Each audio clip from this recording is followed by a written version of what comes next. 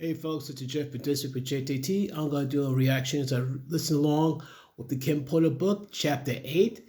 And it's getting more weird and more bizarre than I imagined. And so far, supposedly, Kim Porter's family said it's not the right book. I don't know. Based on what I'm hearing so far, I think it sounds legit. So if the first book was something, I'm going to hear what the actual book is going to sound and what it means. But let's go for it. Listen to Chapter 8. For anyone who didn't get to see that video. But spitefully, we are going to go through Chapter 8, and if I have to go back and re-record Chapter 6 tomorrow, we will do that. So, Part 6, Chapter 8. Actress, model, and fashion designer Kidada Jones was Tupac Shakur's fiancée and the daughter of record producer Quincy Jones and actress Peggy Lipton. Okay. Being around other celebrities was just a part of life. Meeting Kidada was just one of those events, and as time went on, we became close.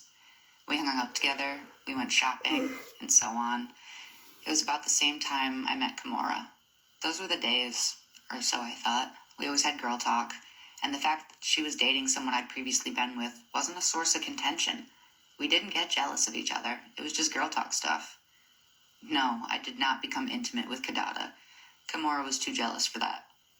Yes, Kidada knew about Kimura, Sean, and I all being together sexually. Of course she did. We shared that kind of thing. We were open and honest with each other about almost everything. A true friendship, except I couldn't be open and honest about everything. Not anymore. Sean made sure of that. Kidada and Pac were the greatest couple. He was always so cool, and yes, sexy. She was so beautiful and fun. Before all the tension and beef, we all used to hang out together. It was always dope vibes. But with Pac shooting and the suspicions around Sean and Jimmy, the vibes between Kidada and I weren't always perfect. Then came that night. Award shows weren't anything new for us at this point. We dolled up as the men groomed. We didn't choose what we wore. A stylist prepared our color palettes, a makeup artist did our makeup, and a hairstylist did our hair. This was just the way of things. We shared the best stylists in the business. Sometimes we would all go to the studio for an event to get our measurements taken, but this time, Kidada seemed different. I felt like something was wrong, but when I probed her, she wouldn't say anything. Then, the day of the event was here. We would all see each other inside. Even though Sean was my man, as far as props, I had nothing on Kidada. Being Quincy Jones's daughter had perks, and superstardom was among them. Pac wasn't there. When she saw us, she came over to our table. We sat around kicking it in a very dope vibe. Sean knew he was going to clean up at this award show. He had all but taken over the East Coast musically. With all the hits, there was really no way he wouldn't. Bad Boy is Hall of Fame stuff now, and Sean P. Diddy Combs knew it. Sean smiled at Kidada as she sat at our table, but something about that smile didn't seem authentic. Soon I would know why. He's sick when he has a grudge against someone. As she sat, Sean said, "Bad Boy's gonna clean the fuck up." From his table with Faith, Chris replied, "Hell yeah. And that new shit we bustin' out, gonna have these redacted sick." Kidada signaled for the waiter to pour her a glass of the ginger ale that sat over at her table. As the waiter refreshed her drink, she said, "Pac's music gonna get some love too." Sean grimaced. "Oh, come on, Sean. I know y'all got your differences, but you have to admit, the man makes great music." Sean looked at me out of the corner of his eye, and then took another sip of his favorite cognac, and replied, "Bad Boy got the hottest music on the fucking planet, but I ain't tripping. Everybody gotta get their shine, right?" Kidada sighed. "Sean, Tupac thinks you were involved with him getting shot. You two were so close. You need to make this right." Sean responded indignantly, "Why the fuck would that redacted think I had anything to do with it?" Kidada retorted, "Sean, can you blame him?" Sean was obviously not happy with that question by his reply. "Hell yeah, I blame him. We had a good thing going. All of us.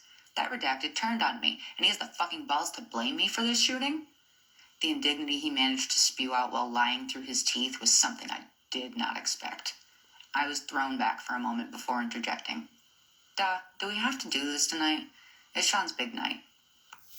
Kimura heard the ruckus and made her way over to our table as well. She sat down and said, "Hey, everybody," with that big dimpled smile.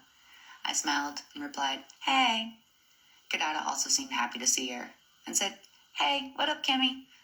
Kimura, never the type to hold her tongue, went straight at it. The whole place is buzzing with the fact you're sitting here accusing Sean of having pockshot.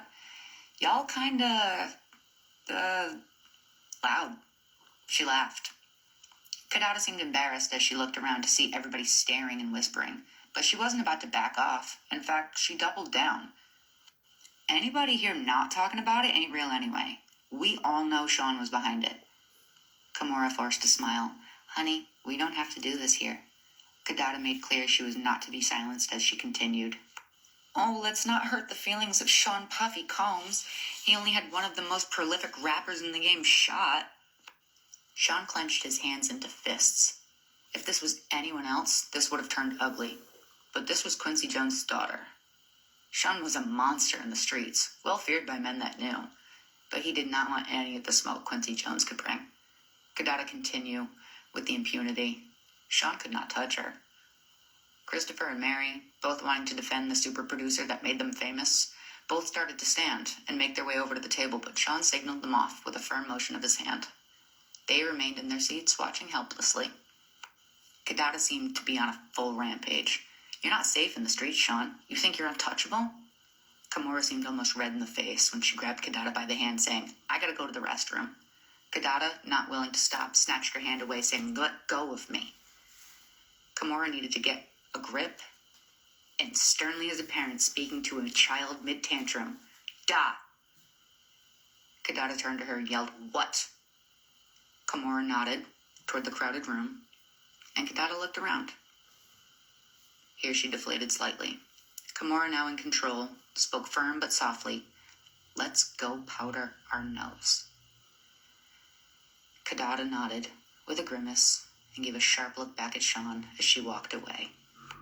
As the tension slowly melted away, I asked Sean, you okay? Sean didn't reply at first. He looked around, saw that no one was really paying attention now that the ruckus had died down, and stood to get the pitcher of ginger ale from Kadada's table. He poured himself a drink from it, looked around again, and saw that no one was paying attention, and put the pitcher under the table. What was he doing? Then I heard the distinct sound of liquid being poured. No, he didn't. Oh my God, is he peeing in the pitcher? Dude. He smiled at me as he brought the pitcher back from under the table and finally replied to me, I'm good. He then stood and returned the pitcher to the table. I was in awe. I knew he had a bad temper, but this was disgusting. I'll never eat or drink something after we have an argument again. Kadada and Kimura made their way back to Kadada's table to sit, as Sean watched on quietly. Sean made small talk. What songs do you think they'll give me awards for? As Kadada poured a drink, Sean's bodyguard made his way over to the table. I think he stopped her from drinking, as everyone else just sat and watched. Jean risked incurring Sean's wrath if I'm right. Relieved, I replied, Babe, your catalog is crazy. It could be a lot of songs. Sean glared at Kadada's table the entire night.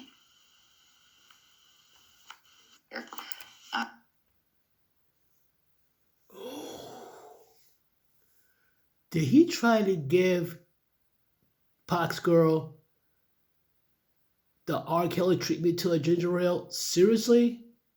The man's not only violent, crazy, but the man is just vile. Come on. Tacky, vengeful. Wow. Difference is between, if it was any other woman, Sean would have been said, did something. This is Quincy Jones's kid. You're not going to want to smoke with Quincy Jones. You don't. I don't care who's backing you up. Quincy Jones is a giant in the industry. You're not going to mess with his kid. And the fact that no one allowed her to drink that questionable ginger ale that Sean messed with. Whew, wow.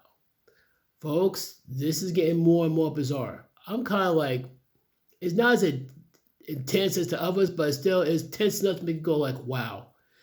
I think it's something, though. I want to make it to a mini-series down the line. Yes, between Kim's book and the other figure here about, it might become a mini-series from Diddy, from the very beginnings, in the, from the early '90s to the 2000s. I mean, like mid 2000s. I see that happening. I see a miniseries about Diddy's life from start to ultimate finish. So what do you think, folks? What do you think of chapter 8? I think chapter 8 kind of like, make it go whoa and ew. So leave your thoughts and opinions in the comments down below. Peace.